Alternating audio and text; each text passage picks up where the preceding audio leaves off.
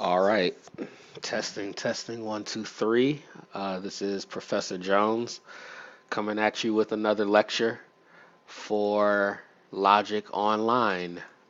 Today we'll be doing chapter 1.1, Basic Concepts of Logic. Please get your books out if you don't have them out already. And let's open them up to this page, page 1. 1.1, Arguments, Premises, and Conclusions. Now, before we begin this video lecture, I do need to point you toward your written lecture, which I will open up for you by the time you see this. It should be opened for you. Going under pages, and it should look like this when you open it. Lecture 1.1, Basic Concepts of Logic. It does come in Word format. And while the content is available on the Canvas website that you can read it word for word, same content is formatted much better, like so, as you can see. And I honestly played with the idea of just reading this word for word, but I'm not going to do that. Where's the fun in that? Um, I did read it, reread it, and I'm satisfied with this lecture, and I would stand by it, and I do encourage you, well, rather I require that you read this as well as watch this video. But the video lecture is gonna have a different flow, and hopefully that'll just help other people who learn different ways. Okay, read and watch. So, going through the book here, going with page 1, we're going to start with just some basic definitions. I'll be jumping through programs here. I'll sometimes be typing on the notepad, and other times I might jump to the publisher, and other times we'll be jumping back to the book. But that's what we'll be looking at. That should be every lecture should run about the same way. All right, so we'll start with just the basic what is logic. If I were to ask you what is logic in class, I'd be, waiting for people to raise their hands, and some people say, oh, it's when people argue and try to figure something out, and that would be very close to correct. The book definition here is the organized body of knowledge or the science that evaluates arguments. I would put it as logic is the study of arguments. And that's basically saying the same thing in a fewer words, but essentially, logic is basically the study of what makes an argument good or bad, or in the parlance of the vocation, sound, unsound, valid, invalid, strong, or weak. We want to make better arguments, and we want to be able to tell when others are making weaker arguments, or when we ourselves are making those weak arguments. But what is an argument? Well, the usual definition is like when two people are hollering, fighting each other, and that's not exactly what it means. I mean, when two people are having an argument, it can become heated, but an argument could also be very calm. An argument can be one person writing an argument and submitting it to the newspaper, or a lawyer presenting his or her argument to the judge. They're not cussing the judge out. So, what exactly does an argument really mean? Well, an argument is a group of statements, one or more of which the premises are claimed to provide support for or reasons to believe one of the others the conclusion. A little shorter, my definition would be a group of statements meant to prove something. Okay? And that's a little bit shorter, but it's saying essentially the same thing. It's a group of statements meant to prove something. Well, now we got another word to define what exactly is a statement. Or you might be thinking, well, everything's a statement. A sentence is a statement. Well, no. A statement is a particular kind of sentence. It's a true or false sentence. Okay? You might think, well, isn't every sentence true or false? No, they are not. Not every sentence is a statement. I could say the movie starts at 8. That's either true or it's false. That's a statement. If I say let's go to the movies, well, that's not true or false, right? If I say what time is it, is that a statement? No, it's not, because what time is it is a question. It's neither true nor false. But if I say it's 8:38 p.m., that is a statement. It's either true or it's false.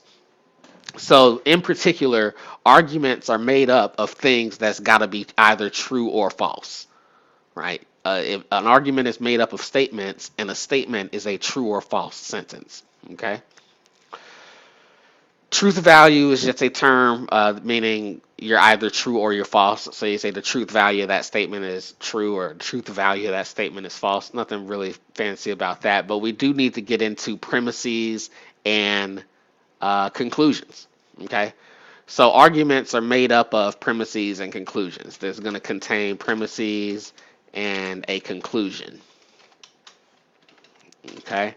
A single argument can have many premises, but the premises are the reasons and evidence presented in the argument. It's the things that's supposed to make you believe the conclusion.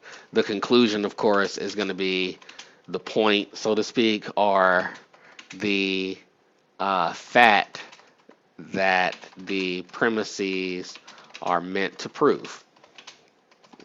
And I'm talking in this sort of talking as I'm typing kind of mode. But yeah, the point of the argument, we typically, that's called the conclusion. We should put a semicolon there. That's called the conclusion. Okay. So when I give you, say, an argument like, my team wins every year. All right. My team has all the best staff, coaching, and players. Therefore, my team will win next year. Right? Now, these two statements up here, above the line, so to speak, these are premises. This is my evidence. My team wins every year. That's, you call that the first premise, premise one. Second premise, my team has all the best players, whatever, coaching and staff. So therefore, conclusion, here's my point, my team's going to win next year. Here's my proof, here's my point. This entire thing is called an argument, made up of statements. This is either true or it's false, and this is either true or it's false, depending on how you're measuring what best means. Okay? Give you another example argument, right? This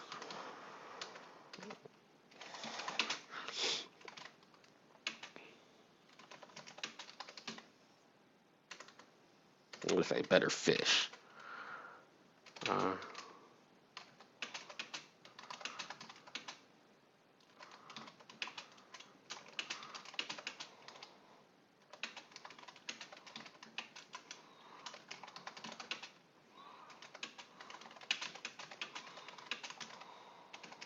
all right. Something like that. I know it's kind of awkward. Yeah, this restaurant has the best fish. I want to eat fish. You want to eat fish. Let's go to this fish restaurant. Okay, I mean that's another basic argument. Or you might say something like, "This store has a sale and they've got better prices today. Therefore, we ought to go to store A instead of store B, right? Or we should buy this car because we need something that gets this much gas mileage, or we need something that can, we need a truck because we need to carry this over here or whatever, right? We make arguments basically all the time. The evidence that we present is called the premises, and then of course the point that we're getting to, the thing that we want the other person to accept or believe, we call that the conclusion. Okay, so far that we got a page of definitions right here: logic, arguments, statement, truth value, premises, and conclusion. And chapter 1.1 is basically all about finding the conclusion and the premises of an argument. Let's take a look at some example arguments from the book. All right. So over here we have all film stars are celebrities. Halle Berry is a film star. Therefore, Halle Berry is a celebrity. Now, if I were to ask you, how many statements does this have? What would you say? Correct answer is three. It has one, two, three statements, two premises, and a conclusion. If I said, what was the conclusion? All right, if I asked that, what would you say? The conclusion is at the end. Therefore, Halle Berry is a celebrity. The therefore is kind of a clue, and we're going to get to that. Also, the fact that it's been put last. Typically, that's where it is. It's not always where it is, but typically people save the best for last. They save their point for the end. Uh, and is this a good argument? Yeah, it's airtight. If all film stars are celebrities and Halle Berry is a film star, well then, Catwoman aside, Halle Berry is a celebrity. She still is in my heart. Okay. Let's move down to this argument. Okay, same deal. This entire thing is an argument. It's made up of three statements. Two of these statements are premises. The last statement is the conclusion. Okay. Some film stars are men. Cameron Diaz is a film star. Therefore, Cameron Diaz is a man. Bad argument, and you can probably detect that already.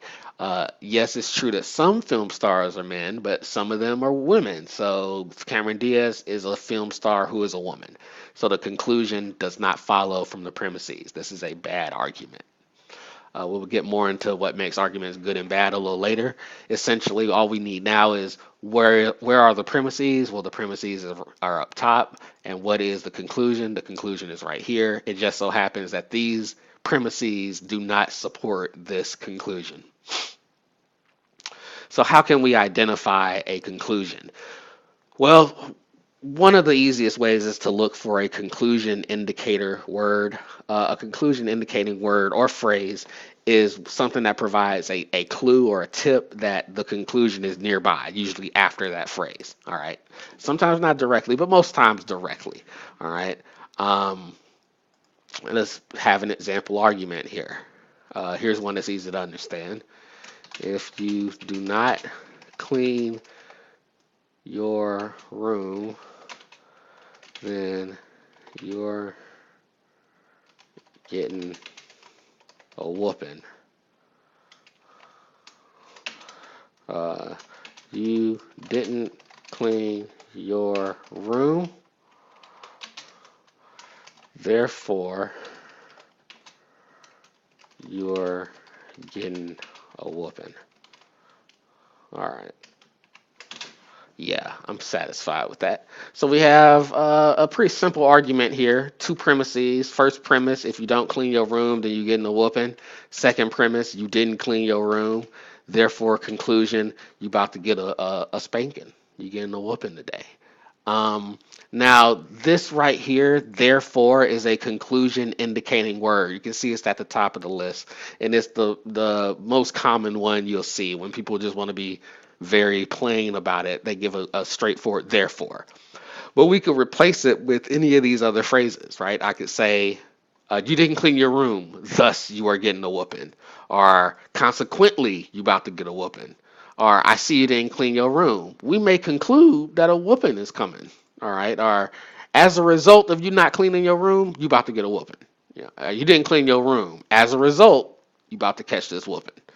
It follows that. You didn't clean your room. It follows that you about to get a whooping. Right.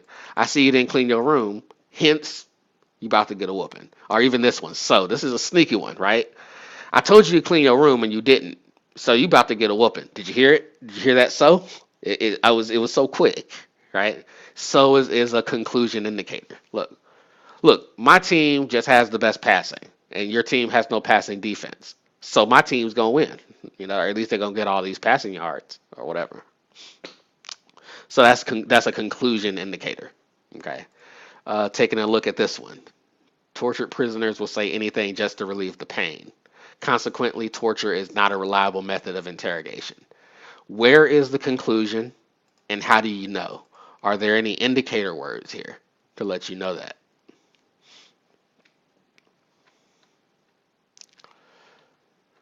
Now, just like there are conclusion indicating words, there are also premise indicating words and phrases. All right. And those are listed here.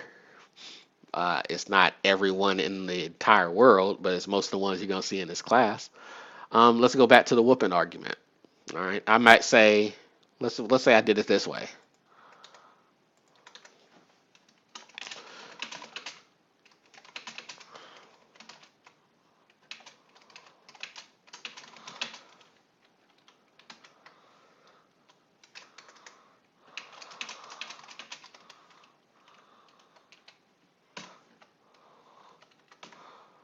All right. You about to get a whooping. Since I said if you don't clean your room, then you get in a whooping, and I can see you didn't clean your room. All right. Now here, since is acting as my premise indicator. I gave you my conclusion at the front.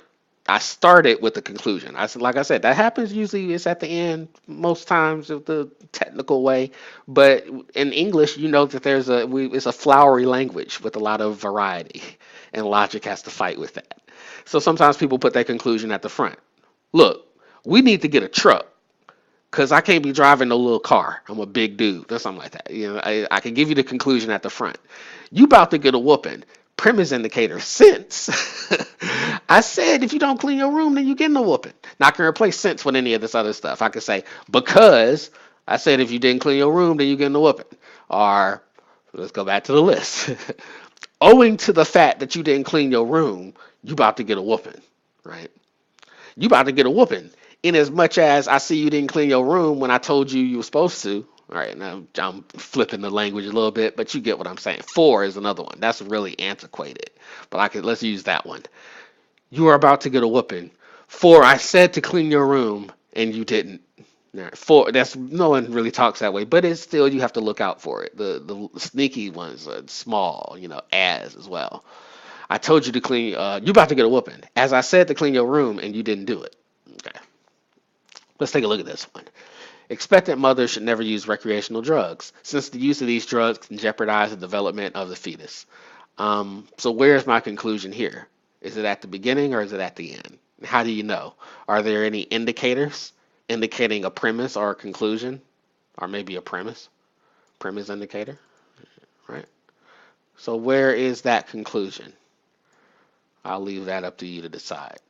Now let's look at this one. It is vitally important that wilderness areas be preserved, for wilderness provides essential habitat for wildlife, including endangered species, and it is a natural retreat from the stress of daily life. So where is my conclusion in this one? Here, my conclusion is at the beginning. We have for as a premise indicator, and we have two premises.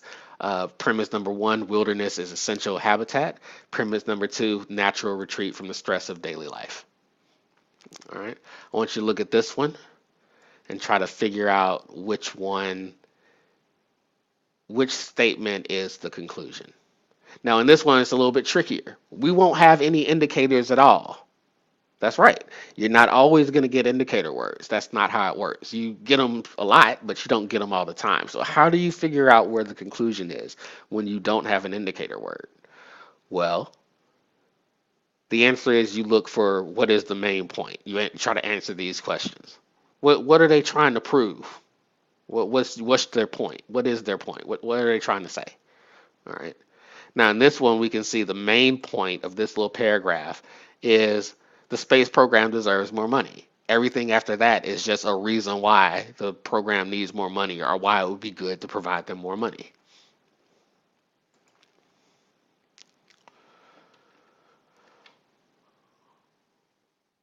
All right. It's also possible that an argument will have parts of it that are not relevant to the main topic at hand. Okay. Um, so when we're pointing out premises and conclusions in a paragraph, it doesn't mean everything gets taken to be one or the other. By the way, an argument can have potentially. Let's write this down. An argument can have up to infinity premises, but only one conclusion. All right. So an argument can have one premise, two premise, three premise, four, five premise, six premise, seven premise more. It can have a lot of premises, as many as a person wants to provide. How much evidence do they want to provide, right? Typically, we like to keep it short, but no matter how many premises they have, it's all got to lead up to a single conclusion. One conclusion per argument, 1 point per argument. If you're making 2 points, then that's two arguments. Okay, going back to this. Let's see here. You about to get a whooping because I said if you don't clean your room, then you getting a whooping, and damn. Uh, I'm so mad.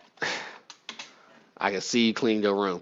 This part right here isn't really relevant. Certainly not the loud damn or something. That's not really part of the argument, and that's kind of what's being expressed here. Okay. A little bit of extra vocab just right here at the end. The book uses the word inference. Now, in the narrow sense of the term, it's not the same thing as argument, but the book is going to use inference and argument interchangeably. And they're also going to do the same with proposition and statement. Technically, a proposition is slightly different than a statement, but they're close enough, and the book is going to use these terms interchangeably. All right, that's what the book says. Just letting you know, it's going to come into play with your homework as well. A note on the history of logic. Now, we should talk about that. In this book, you're going to find different parts like this. This is a historical figure in logic, eminent logicians here, Aristotle, one of my favorites. But we don't really have to read those. Unless I say otherwise, and I'm not really going to say otherwise, but this is not part of the required reading, so you can skip that. And very seldom will we talk about the history of logic rather than just getting back into logic itself. Um, but we will say this, and this is the one thing that you will need to know, so write this down too. We call the person who is credited as the father of logic, that person is Aristotle, and get the spelling right. That might come back to you later. All right, Aristotle is the father of logic. Um, he didn't invent it as a subject itself, but he did kind of write the first book on it. And we especially owe him for syllogistic logic. And we'll talk about what syllogistic logic specifically is later. But for right now, suffice to say that Aristotle is the father of logic. All right. It looks like we didn't have to really write too much down. So your homework is going to come from this section here. Make sure that you have the book handy while you're doing the work. It doesn't work without it. And essentially, all we're going to be doing with this homework, let's take a look exactly at what the homework is going to be. I will say in the lecture itself, in the announcement to the lecture itself. And you should also be checking Canvas for your homework. I believe it's 1 through 10, but I wanna know for sure. Oh, no, 1 through 20. So we're doing 1.1, section 1, numbers 1 through 20, and section 4, numbers 1 through 10. So let's go back to how we read assignment names, okay? We can do a little bit about what the homework actually is. So 1.1 S and then the Roman numeral for 1, so a giant I, big I, but that's the Roman numeral 1, and then numbers 1 through 20. So how do you read that? What does that mean? Well, 1.1 refers to this. This is the 1.1 part. The section I or the section 1, that's this. If I go through the chapter here, you'll see section 2 over here. So when I say section 1, I mean over there, and when I say section 2, here's section 2 right here. Okay? And then of course the 1 through 20, you see section 1 goes all the way to what, 50? Yeah, something like that. No, 30. Okay, so you only have to do 1 through 20. Okay? Um so what are we doing for section 1, 1 through 20 right here? Each one of these is an argument. You need to find the premises and the conclusion. All right, so it's a little different if you're doing it on the computer. For me, all you have to do is identify the conclusion of the argument. All right, hint, pay attention to the indicator words. Now for this assignment, you're going to get 2 tries. I'm going to keep the highest score. Don't get used to this. Most assignments are not like this, but for the first assignment, people make mistakes, and I want to give them a chance to clean it up. But do not get used to that. Typically, you get 1 try, 1 try, 1 try. All right, but today you get 2. Start off easy. Previewing. All right. Uh, Open back up the book. Carbon monoxide molecules just happen to be the right size and shape and happen to have just the right properties to fit neatly into cavities within hemoglobin molecules in the blood, normally reserved for oxygen molecules. Consequently, carbon monoxide diminishes the oxygen carrying capacity of blood. So, where is the conclusion in this argument? Jeopardy theme song plays. Now, at this point, this is where you want to pause it, figure it out for yourself, and then unpause it so I can tell you that right here, here's the hint. What's that? Well, that is a conclusion indicator, so here's my conclusion. Carbon monoxide diminishes the carbon carrying capacity of blood. So that was what I pick right here for number one. Number two, since the good, according to Plato, is that which furthers a person's real interest, it follows that in any given case when the good is known, men will seek it. Where is the conclusion? We're going to look for the conclusion indicators. Here I have a conclusion indicator. It follows that. So the answer must be, in any case when the good is known, men will seek it. So I would go back to my right here. In any case when the good is known, men will seek it. And that would be my answer. All right. Do one more. 3 for free. As the denial or perversion of justice by the sentences of the courts, as well as in any other matter, it is with reason classed among the just causes of war, it will follow that. Okay, look, it will follow that. That's all I needed to know. So whatever comes after that, the federal judiciary ought to. All right, that's it. That's my conclusion. The federal judiciary ought to. There it is. There you go. 3 for free. 3 for free. All right, and that's a little bit of homework help. Now you need to be ready for this kind of work. Okay, and we're gonna leave that assignment up and go to the other assignment. You can skip section 2. You can skip section 3. We need to go to section 4, Roman numeral 4, IV. Right, this is true false. Okay, now as we go back, and we're gonna look at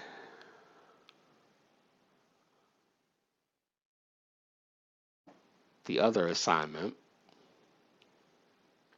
Again, by the time you see this video, they should be released to you. True, false.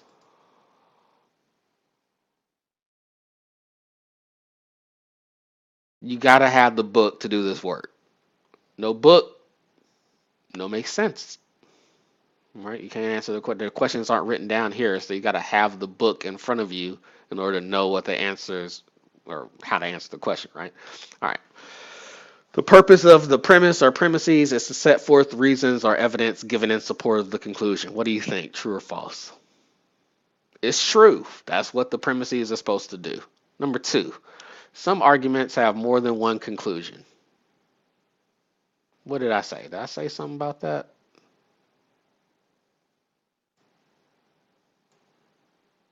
I don't know. We'll leave that to be a mystery. Number 3. All right. All arguments must have more than one premise. That's a big old false right there. An argument could have just one premise. It could have 2 premise. It could have 1 premise. It could have 100 premise. They don't all must have more than one. They can have just one, and that's not breaking anybody's rules. So what do we have here? True, false, false. Another 3 for free. All right, I'll see you later for 1.2. This week, we're just going to do just the syllabus assignment and 1.1 to keep you on schedule. Next week, we're going to come back with 1.2. See you then.